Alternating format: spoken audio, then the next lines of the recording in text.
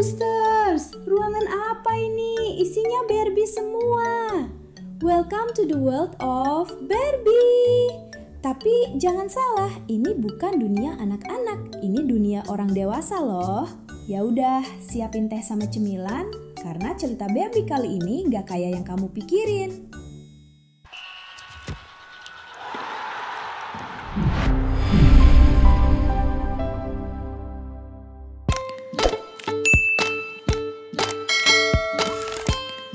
Ini dia orang di balik ratusan boneka Barbie yang kece banget. Kenalan dulu, namanya Dwi Untari Bihandari. Seorang kolektor Barbie yang koleksinya tuh dari yang imut-imut sampai yang harganya bisa bikin dompet kamu resign.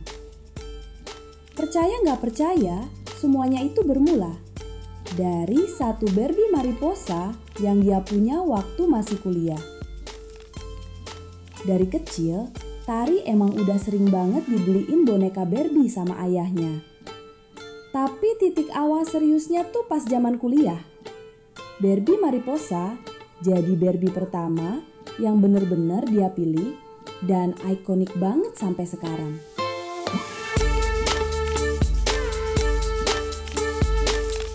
Waktu kecil, papa saya tuh selalu beliin boneka Barbie. Tapi Barbie yang saya terima itu beda dari yang saya lihat di TV. Saya ingin punya Barbie yang seperti di iklan. Waktu saya mulai kuliah, saya datang ke sebuah supermarket dan ternyata surprise di situ ada Barbie. Yang saya lihat pertama kali adalah Barbie Mariposa. Di situ saya merasa Barbie-nya memanggil-manggil gitu kan. Nah, ini dia Barbie Mariposa yang pertama kali aku punya. Berawal dari si Mariposa cantik ini, aku sekarang jadi koleksi banyak Barbie. Mariposa itu kan dari film Barbie ya. Dia Barbie cantik, punya sayap lebar, dan di film itu Barbie pasti selalu punya karakter yang baik hati, yang tulus, dan suka menolong gitu. Ya dari situ sih, karena kan waktu kecil melihat sebuah benda yang cantik dan berhati baik itu kan jadi inspiring ya. Saya ingin seperti itu, makanya saya ingin sekali punya Barbie Mariposa.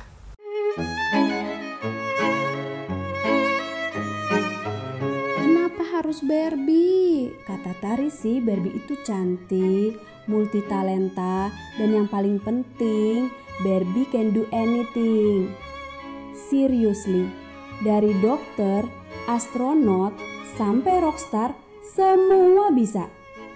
Dan itu semua ngasih vibe positif buat cewek-cewek. Kenapa saya suka Barbie? Karena Barbie can be anything. Dia bisa jadi seorang dokter, seorang guru, seorang superstar gitu kan, koki, segala profesi dia bisa. Jadi dia bukan hanya menggambarkan sosok perempuan yang cantik, tapi dia itu multi talent ya, dan itu sangat menginspirasi.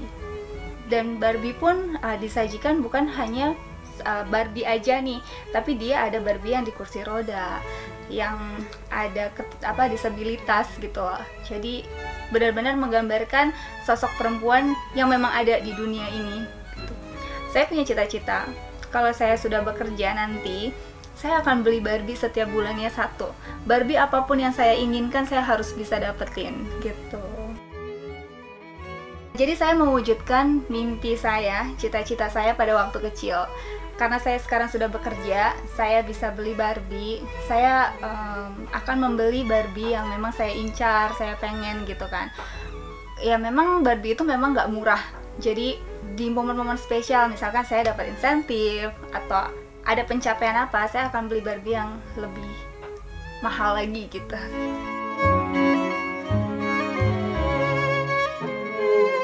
Tapi ya, jadi kolektor Barbie itu gak selalu gampang. Salah satunya, keterbatasan stok di Indonesia. Banyak banget jenis Barbie yang gak dijual di sini. Jadi harus extra effort, hunting online, cari kenalan, bahkan sampai ke luar negeri. Contohnya pas Tari ngejar Barbie BMR 1959, dia sampai terbang ke Singapura demi dapetin boneka yang masih langka ini. Saya pingin tuh punya semua serinya, gitu. Kalau ada Barbie basic, saya juga ingin punya semua 12 Barbie basic gitu kan. Cuman memang keterbatasannya adalah di Indonesia ini kan terbatas ya, Barbie nggak semuanya ada. Jadi kita harus cari di luar.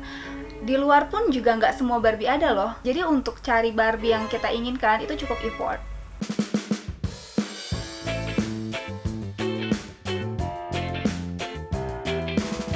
Jadi Barbie BMR ini dia itu kayak fashion street gitu kan. Jadi Barbie zaman now gitu. Dan dia punya artikulasinya tuh detail. Dia bisa digerakin kemana aja. Dan ini banyak banget sebenarnya kolektor Barbie lain yang nyari barang ini. Cuman di Indonesia ini belum keluar. Jadi waktu itu pertama kali saya beli ini di Amazon. Dan suatu hari saya lagi di Singapura. Saya lihat Shopee Singapura nyari Barbie. Lihatlah Barbie BMR ini banyak sekali loh di Singapura. Tapi pas mau check out itu nggak bisa. Akhirnya saya cari tahu lokasi store-nya. Setelah saya tahu lokasi store-nya, saya jalan naik MRT untuk datang ke lokasi itu. Bener-bener itu tuh jauh di ujung dan saya buta Singapura kan waktu itu. Saya hanya demi mendapatkan Barbie. Pas saya sampai, ternyata itu kayak bukan store, tapi itu adalah gudang. Iya, itu seru banget sih karena bener-bener yang random banget dan di luar rencana untuk cari Barbie di Singapura sampai segitunya, saking cintanya dengan Barbie. Yang seru juga, dunia Barbie punya dua jenis, playline dan kolektor. Nah, di kolektor ini ada label-labelnya, dari pink, black, silver, sampai gold label. Makin tinggi label, makin limited dan makin mahal biasanya. Salah satu Barbie termahal yang Tari punya tuh Barbie Banana Bonanza. Ini edisi Brasil, karya desainer legendaris Bob Mackie. Dia dapat Barbie ini dari kolektor yang udah meninggal dunia. Sampai segitunya ya.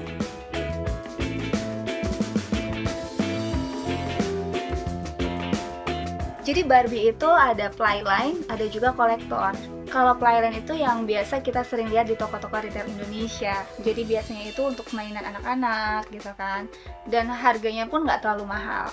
Tapi kalau kolektor itu biasanya untuk kita-kita ini yang suka koleksi Barbie yang tahu gitu. Dia diproduksi terbatas dan si kolektor itu juga punya labelnya sendiri. Ada pink label, black label, ada silver, ada gold. Itu ada tingkatannya dan serinya juga beda-beda. Misalkan Christmas ini, dia kan baru launching itu di sekitaran bulan November atau Oktober gitu kan. Pas Christmas udah lewat, Barbie-nya belum datang, datangnya Januari. Tapi ya gimana pun saya tetap suka gitu, tetap happy pas dia datang. Nah, ini salah satu favorit aku yang baru datang, 12 Days of Christmas. Kalau dibuka ini ada tanggal-tanggal, isinya ada surprise.